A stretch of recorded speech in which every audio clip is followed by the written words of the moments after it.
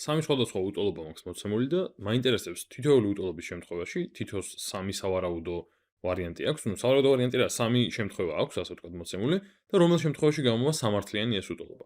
აი მაგალითისთვის რომ დავიწყოთ პირველით, მოდი ჯერ გავიაზროთ პირველი საერთოდ რას მეუბნება, ცოტა გამარტივებაც კი შეიძლება ამის. მეუბნება რომ x-ის, ანუ x რომ აქ ჩავსვამ, მაგისი აბსოლუტური მნიშვნელობა ნაკლები იქნება -7-ის აბსოლუტური მნიშვნელობაზე.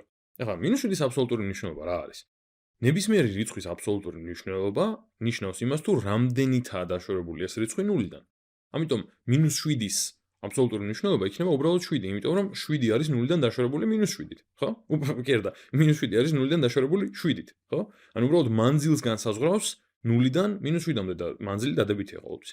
ასე რომ გინდ უარყოფითი რიცხვი აიღო, გინდ დადებითი, მაგის აბსოლუტური მნიშვნელობა არის მაგ რიცხვის დადებითი ვერსია. ასე რომ ეს განტოლება მეუბნება რომ x-ის მოდული, ანუ x-ის აბსოლუტური მნიშვნელობა ნაკლები უნდა იყოს 7-ზე. ეხლა ვნახოთ. აი ეს შემთხვევა რომ განვიხილოთ. x-ი როცა უდრის -8-ს, -8-ის აბსოლუტური მნიშვნელობა არის ნაკლები 7-ზე? -8-ის აბსოლუტური მნიშვნელობა არის 8 და 8 ნაკლები არ არის 7-ზე. ესე იგი პირველი ვარიანტი არ გვაწყობს, ამიტომ ამას მოდი x დავწერ აქ. ანუ ეს არ გამოდის. შემდეგ მეორე ვარიანტი ვნახოთ. მეორე ვარიანტი მეუბნება რომ x-ი უნდა იყოს -2. ანუ მე თუ ჩავსვი ახლა აქ -2, ესე იგი მეუბნები რომ -2-ის აბსოლუტური მნიშვნელობა ნაკლები უნდა იყოს 7-ზე. -2-ის აბსოლუტური მნიშვნელობა არის 2 და 2 მართლაც ნაკლებია 7-ზე, ამიტომ ეს ვარიანტი კარგია, გვაწყობს. და მოდი მესამეც ვნახოთ, ეს არის 6. 6-ის აბსოლუტური მნიშვნელობა, მოდი ბანაკ ყვითელს ვიზამ ისე. 6-ის აბსოლუტური მნიშვნელობა ნაკლები უნდა იყოს, x-ი არა 6. ნაკლები უნდა იყოს 7-ზე და ნუ 6-ის აბსოლუტური მნიშვნელობა არის 6. ასე რომ ესეც ნამდვილად სწორი ვარიანტია. ესე იგი, გამოდის რომ აი ამ ორმა შემთხვევამ დააკმაყოფილა ეს უტოლობა, აი ამ ერთმა შემთხვევამ ვერა. კარგი, შემდეგზე გადავიდეთ. შემდეგი გვეუბნება ესეთ რაღაცას. შემდეგი გვეუბნება რომ x-ის მოდული, ანუ x-ის აბსოლუტური მნიშვნელობა მეტია 5-ზე.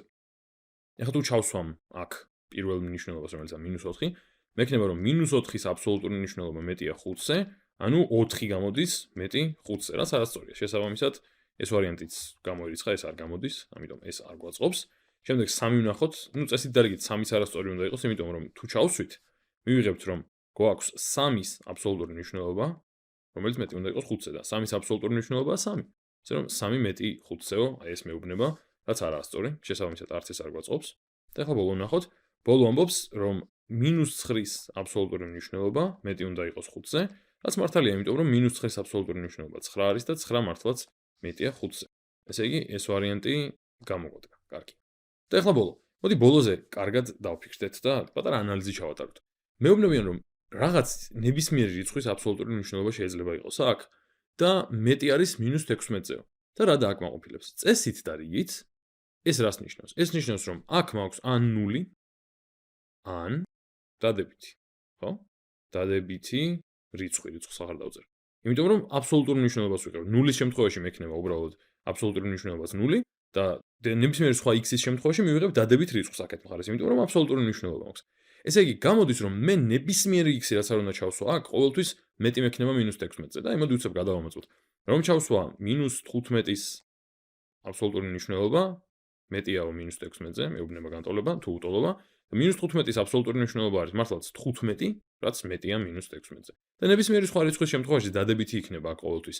აქეთ მხარეს დადებითი მექნება ყოველთვის სიდიდე და უარყოფითზე მეტია ყოველთვის დადებითი და 0-იც უარყოფითზე მეტია. აი, რომ ავიღოთ 3-ის აბსოლუტური მნიშვნელობა აქ. 3-ის აბსოლუტური მნიშვნელობა მეტია -16-ზე და 3 მართლაც მეტია -16-ზე. და ბოლოს იგივე იქნება 9-ზეც, რომ დავწერო, ბარემ დავამთავროთ. ესეც მეტია 16-ზე, იმიტომ რომ 9 დადებითია და მეტია ესეც -16-ზე. აი ესე.